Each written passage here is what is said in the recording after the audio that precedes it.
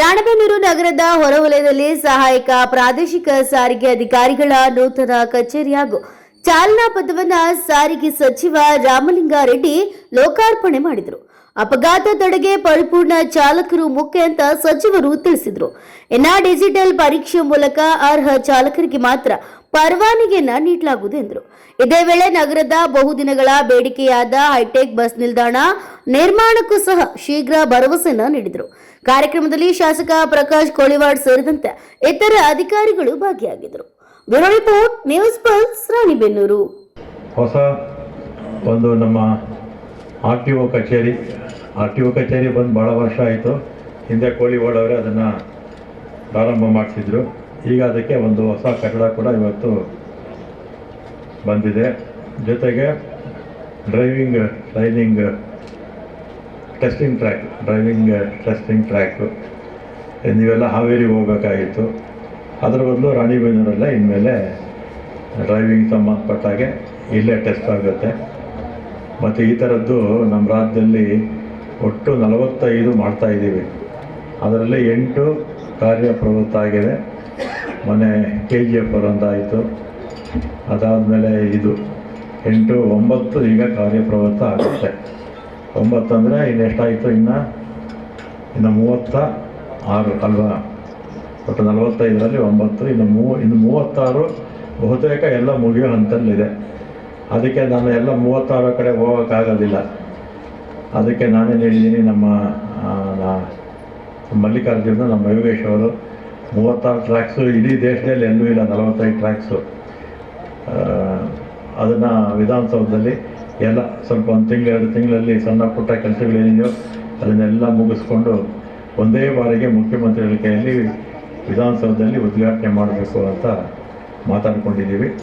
ಈ ಟ್ರ್ಯಾಕ್ಸ್ ಬಂದರೆ ಏನಾಗುತ್ತೆ, ಅದರಲ್ಲಿ ಮ್ಯಾನ್ಯುಯಲ್ ಏನೂ ಇರೋದಿಲ್ಲ ಪಾಸ್ ಮಾಡೋಕ್ಕೆ. ಯಾರು ಡ್ರೈವಿಂಗ್ ಚೆನ್ನಾಗಿ ಮಾಡ್ತಾರೋ ಅವ್ರು ಮಾತ್ರ ಪಾಸ್ ಆಗುತ್ತೆ, ಯಾರು ಡ್ರೈವಿಂಗ್ ಮಾಡಲಿಲ್ಲ ಫೇಲ್ ಮಾಡುತ್ತೆ. ಅದು ಮಿಷಿನ್ ಮಾಡೋದು, ಎಲ್ಲ ಸೆನ್ಸಾರ್ ಹಾಕ್ಬಿಟ್ಟಿರ್ತಾರೆ. ಸೆನ್ಸಾರ್ ಹಾಕಿರೋದ್ರಿಂದ ಯಾರು ಚೆನ್ನಾಗಿ ಓಡಿಸ್ತಾರೋ ಅವ್ರು ಮಾತ್ರ ಡ್ರೈವಿಂಗ್ ಸಿಗುತ್ತೆ, ಇಲ್ಲ ಅಂದರೆ ಡ್ರೈವಿಂಗ್ ಸಿಗೋಲ್ಲ. ಮತ್ತು ಒಂದು ಸ್ವಲ್ಪ ದಿನ ಮತ್ತೆ ಟ್ರೈನಿಂಗ್ ತೊಗೊಂಡು ಮತ್ತೆ ಹೋಗಬೇಕಾಗುತ್ತೆ. ಮೊದಲ ಥರ ಬರ್ದೇನೆ ಡ್ರೈವಿಂಗ್ ಲೈಸೆನ್ಸ್ ಕೊಡೋದು ಅದೆಲ್ಲ ಕೂಡ ನಿಂತೋಗುತ್ತೆ. ಅದೆಲ್ಲ ಆದರೆ ಏನಾಗುತ್ತೆ, ಚೆನ್ನಾಗಿ ವಾಹನಗಳು ಓಡಿಸಿದ್ರೆ ಆಕ್ಸಿಡೆಂಟ್ ಪ್ರಮಾಣ ಕಡಿಮೆ ಆಗುತ್ತೆ. ಚೆನ್ನಾಗಿ ವಾಹನಗಳು ಓಡಿಸಿದ್ರೆ ಸಹಜವಾಗಿ ಇದು ಆಕ್ಸಿಡೆಂಟ್ಸು ಕಡಿಮೆ ಆಗುತ್ತೆ. ಆಕ್ಸಿಡೆಂಟ್ಸ್ ಕಡಿಮೆ ಆದರೆ ಸಾವಿನ ಪ್ರಮಾಣ ಕೂಡ ಕಡಿಮೆ ಆಗುತ್ತೆ. ನಮ್ಮ ದೇಶದಲ್ಲಿ ಎಷ್ಟು 1.25 ಲಕ್ಷ ಜನ ಪ್ರತಿ ವರ್ಷ ಆಕ್ಸಿಡೆಂಟಲ್ಲಿ ಸಾಯ್ತಾರೆ. ನಮ್ಮ ರಾಜ್ಯದಲ್ಲಿ ಹತ್ತಿರ 15 ಲಕ್ಷ ಜನ, ಪ್ರತಿ 15,000 ಜನ ನಮ್ಮ ರಾಜ್ಯದಲ್ಲೇ ಪ್ರತಿ ವರ್ಷ ಸಾಯ್ತಾರೆ. ಅಂದರೆ 1.25 ಲಕ್ಷ ಏನಾದರೂ ಲೆಕ್ಕ ಹಾಕ್ಕೊಳ್ಳಿ, 1.25 ಲಕ್ಷದ ಕುಟುಂಬದ ಮುಖ್ಯಸ್ಥರು ಹೋದಾಗೆ.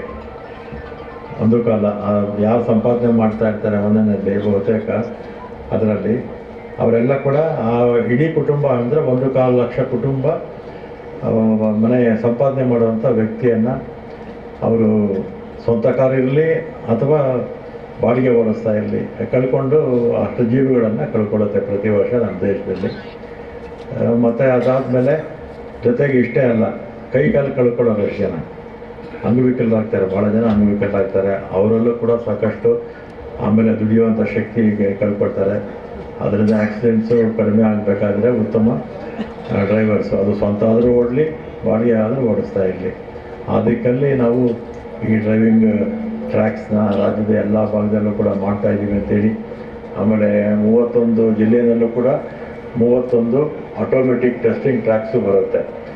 ಮೊದಲು ಎಲ್ಲೋ ನಮ್ಮ RTOದವರು ಸರ್ಟಿಫಿಕೇಟ್ ಕೊಡ್ತಾಯಿದ್ರು, ಆ ರೀತಿ ಕೊಡೋಕ್ಕೆ ಆಗೋದಿಲ್ಲ. ವಾಹನ ಹೋಗಬೇಕು, ಟೆಸ್ಟ್ ಮಾಡಿಸ್ಬೇಕು, ಇದು ಓಡೋದಕ್ಕೆ ಲಾಯಕ್ಕಾಗಿದೆಯಾ ಇಲ್ಲೋ ಅಂತ. ಹಾಗಿದ್ದಾಗ ಮಾತ್ರ ಅದು ಆಟೋಮೆಟಿಕ್ ಟೆಸ್ಟಿಂಗ್ ಸ್ಟೇಷನ್ಸು.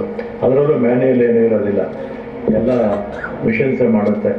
ಈ ವಾಹನ ಸರಿಯಾಗಿದೆಯಾ ಇಲ್ವೋ, ಕಂಡೀಷನ್ ಸರಿ ಇದೆಯಾ ಇಲ್ವೋ, ಇದನ್ನು ಮುಂದುವರ್ಸೋದಕ್ಕೆ ಅವಕಾಶ ಕೊಡಬೇಕೋ ಇಲ್ವೋ ಅಂತ ರಿನ್ಯೂವಲ್ ಮಾಡೋದಕ್ಕೆ ಆಟೋಮೆಟಿಕ್ ಟೆಸ್ಟಿಂಗ್ ಸ್ಟೇಷನ್ಸು ಕೂಡ 2 ವರ್ಷದಲ್ಲಿ ಬಂದುಬಿಡುತ್ತೆ. ಈಗಾಗಲೇ ಟೆಂಡರ್ ಕರೆದಿದ್ದೀವಿ, ಒಂದು 2 ವರ್ಷದಲ್ಲೆಲ್ಲ ಇನ್ನು ಸ್ವಲ್ಪ ಬೇಗನೆ ಕೂಡ ಆಗ್ಬೋದು ಅಂತ ನಾನು ಈ ಸಂದರ್ಭದಲ್ಲಿ ಹೇಳಿ, ಮತ್ತು ಇವತ್ತು ಕೋಳಿವಾಡ್ ಅವರು ದೊಡ್ಡವರು ಮತ್ತು ಪ್ರಕಾಶ್ ಅವರ ಆಸಕ್ತಿಯಿಂದ ಈ ಒಂದು ಕೆಲಸ ಕಾರ್ಯಗಳು ಈ ಭಾಗದಲ್ಲಿ ನಮ್ಮ ಇಲಾಖೆಗೆ ಸಂಬಂಧಪಟ್ಟಿದ್ದು ಆಗಿದೆ ಅಂತೇಳಿ ಒಂದು ಬಸ್ ಸ್ಟ್ಯಾಂಡ್ ಕೂಡ ಆಗಬೇಕು ಅಂತ ಹೇಳ್ತಾ ಇದ್ರು ನನಗೆ. ನಾನು ಮೊದಲು ಫಸ್ಟು ಜಾಗ ತಗೊಳ್ಳಿ ಅಂತ ಹೇಳಿದೆ. ಆಮೇಲೆ ನಮ್ಮ APMC ಜಾಗ ಅಲ್ಲಿರ್ತಕ್ಕಂಥದ್ದನ್ನು ಅವ್ರಿಗೆ ಬೇರೆ ಕಡೆ ಕೊಟ್ಟು ಅಲ್ಲಿ ಸುಮಾರು 4 ಎಕರೆ ಜಾಗನ ಪಕ್ಕದಲ್ಲೇ ಹತ್ತಿರದಲ್ಲೇ, ಭಾಳ ದೂರ ಏನಿಲ್ಲ, ಅಲ್ಲಿ APMC ವತಿಯಿಂದ ಈಗಾಗಲೇ ಸ್ಥಳ ಆಗಿರ್ಬೋದು ಅನಿಸುತ್ತೆ.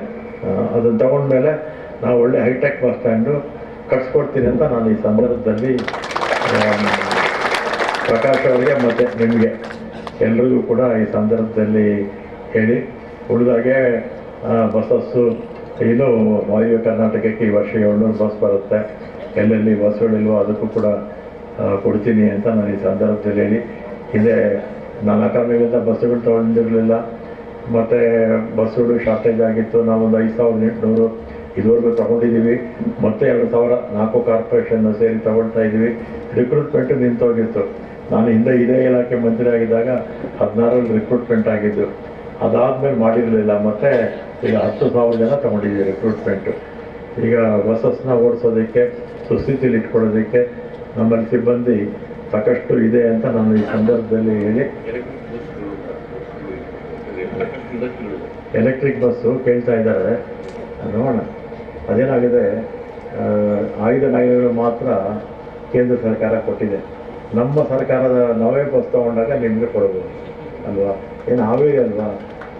ಹಾವೇರಿ ಇಂಪಾರ್ಟೆಂಟ್ ಮೈನ್ ರೋಡ್ಸಲ್ಲಿ ನೀವು ಬೇಕು, ನೋಡೋಣ, ಅದನ್ನು ಜ್ಞಾಪಕ ಇಟ್ಕೊಂಡಿರ್ತೀನಿ ನೀವು ಹೇಳಿದ್ದು. ಅದು ಬಿಟ್ಟು ಡೀಸೆಲ್ ಬಸ್ ನಿಮ್ಗೆ ಕೊಡ್ತೀವಿ. ಇಷ್ಟು ಹೇಳಿ ಎಲ್ಲರಿಗೂ ಧನ್ಯವಾದಗಳಲ್ಲಿ ನಾನು ಮಾತನಾಡ್ತೇನೆ. ಹಿರಿಯರು ಮಾರ್ಗದರ್ಶಿಗಳಾದಂಥ ರಾಮಲಿಂಗಾರೆಡ್ಡಿಯನ್ನು ಒಳಗೊಂಡು ಎಲ್ಲ ಅಧಿಕಾರಿ ವೃಂದದವರೇ, ಹಿರಿಯರಾದ ಮಂಜನಗೌಡರೇ, ನಗರ ಪ್ರಾಧಿಕಾರದ ಅಧ್ಯಕ್ಷರೇ, ಎಲ್ಲ ಸಮಾಜದ ನಾಯಕರುಗಳೇ ಹಾಗೂ ರಾಣೆಬೆನ್ನೂರು ಸುತ್ತಮುತ್ತಲಿಂದ ಬಂದಂಥ ಎಲ್ಲ ರೈತ ಮಿತ್ರರೇ, ಯುವ ಮಿತ್ರರೇ, ಇದು ಒಂದು ಕೋಳಿವಾಡ ಸಾಹೇಬರದು ಮಾಜಿ ಸ್ಪೀಕರ್ ಅವರ ಬಹುದೊಡ್ಡ ಕನಸು.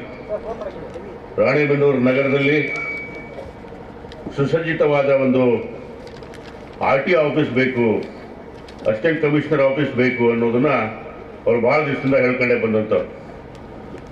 ಅವರು ಸ್ಪೀಕರ್ ಇದ್ದಾಗ ಇದನ್ನ ಒಂದು ಬಾಡಿಗೆ ಬಿಲ್ಡಿಂಗಲ್ಲಿ ನಾವು ಇದನ್ನ ಸ್ಟಾರ್ಟ್ ಮಾಡೋದು. ಈ ಒಂದು ಸುಸಜ್ಜಿತವಾದ ಹೊಸ ನವ ಕಟ್ಟಡವನ್ನು ನನ್ನ ಪುಣ್ಯ ರಾಮಲಿಂಗಾರೆಡ್ಡಿ ಸಾಹೇಬರು ಮತ್ತು ಕೋಳಿವಾಡ ಸಾಹೇಬರ ಆಶೆ ಏನಿತ್ತು ಅದು ಈಡೇರಿಸಲಿಕ್ಕೆ ನಾನು ಶಾಸಕನಾಗಿದ್ದು ಆಗ್ತಾ ಇರೋದು ನನ್ನ ಪುಣ್ಯ ಅಂತ ಭಾಳ ಹೆಮ್ಮೆಯಿಂದ ನಾನು ಹೇಳಬೇಕು. ರಾಣೆಬೆನ್ನೂರು ನಗರ ಉತ್ತರ ಕರ್ನಾಟಕದ ಹೆಬ್ಬಾಗಿಲು. ಇದು ಅತಿ ವೇಗವಾಗಿ ಬೆಳೀತಕ್ಕಂಥ ನಗರ. ಹೆಚ್ಚು ಕಮ್ಮಿ ಉತ್ತರ ಕರ್ನಾಟಕದಲ್ಲಿ ಬೆಳಗಾವಿ, ಹುಬ್ಬಳ್ಳಿ ಬಿಟ್ಟರೆ ರಾಣೆಬೆನ್ನೂರಷ್ಟು ವೈವಾಹಿಕ ಚಟುವಟಿಕೆಗಳು ಇನ್ಯಾವ ಊರಲ್ಲೂ ನಡೀಲಿಕ್ಕಿಲ್ಲ ಅಂತಕ್ಕಂಥ ಮಾತನ್ನು ನಾನು ಹೇಳಬಯಸ್ತೇನೆ. ಸಾಕಷ್ಟು ಮಲ್ಟಿನ್ಯಾಷನಲ್ ಕಂಪ್ನಿಗಳು, ಬಿರ್ಲಾ ಗ್ರಾಸಿಮ್ ಇರ್ಬೋದು, ಸಿಂಜೆಂಟಾ ಇರ್ಬೋದು, ಗೋಲ್ಡನ್ ಹ್ಯಾಚರೀಸ್ ಇರ್ಬೋದು, ವೆಂಕೋಬಾ ಇರ್ಬೋದು, ಅನೇಕ ಕಾರ್ಖಾನೆಗಳು ಕೂಡ ನಮ್ಮ ರಾಣೆಬೆನ್ನೂರು ನಗರದಲ್ಲಿ ಇದ್ದಾವೆ. ಅದ್ರ ಜೊತೆಗೆ ಅನೇಕ ಕಾರ್ಖಾನೆಗಳು, ಇದೊಂದು 4-5 ಕಾರ್ಖಾನೆಗಳ ಜೊತೆಗೆ ನಾನು ಆಗಲೇ ಮಾತುಕತೆ ನಡೆಸಿದ್ದೀನಿ. ಅದರಲ್ಲಿ 3 ಅಂತೂ ರಾಣೆಬೆನ್ನೂರು ನಗರದಲ್ಲಿ 3 ಹೊಸ ಕಾರ್ಖಾನೆ ಬಂದು ಇಲ್ಲಿ ಸ್ಥಳೀಯವಾಗಿ ಉದ್ಯೋಗ ಸೃಷ್ಟಿ ಮಾಡಬೇಕು ಅನ್ನೋ ಉದ್ದೇಶದಿಂದ ಇಲ್ಲಿ ಅನೇಕ ಕಾರ್ಖಾನೆಗಳನ್ನು ತರ್ತಕ್ಕಂಥ ಒಂದು ಪ್ರಾಮಾಣಿಕ ಪ್ರಯತ್ನವನ್ನು ನಾನು ಮಾಡ್ತಾ ಇದ್ದೀನಿ. ಹೀಗಾಗಿ ಈ ತರ ಬೆಳೀತಿರುವ ನಗರ ಒಂದು ಇಂಡಸ್ಟ್ರಿಯಲ್ ಹಬ್ ಆಗಿ ಹೊರಟೋದ್ರಿಂದ ಇಲ್ಲಿ ಕೂಡ ಏನು ರಾಣೆಬೆನ್ನೂರು ನಗರದಲ್ಲಿ ಸಾರಿಗೆ ವ್ಯವಸ್ಥೆ ಬಹಳ ಮುಖ್ಯ, ಹಾಗೂ ಈ ತರದ RTO ಆಫೀಸ್ಗಳು ಮುಖ್ಯ. ಯಾಕಂದ್ರೆ ಒಂದು ಕಟ್ಟಡ ಅಂತಂದ್ರೆ, ಒಂದು ಸರ್ಕಾರಿ ಕಟ್ಟಡ ಅಂತಂದ್ರೆ ಅದು ಬರೀ ಸಿಮೆಂಟು, ಕಲ್ಲು, ಇಟ್ಟಿಗೆಯಿಂದ ಕಟ್ಟಿದಂತಲ್ಲ.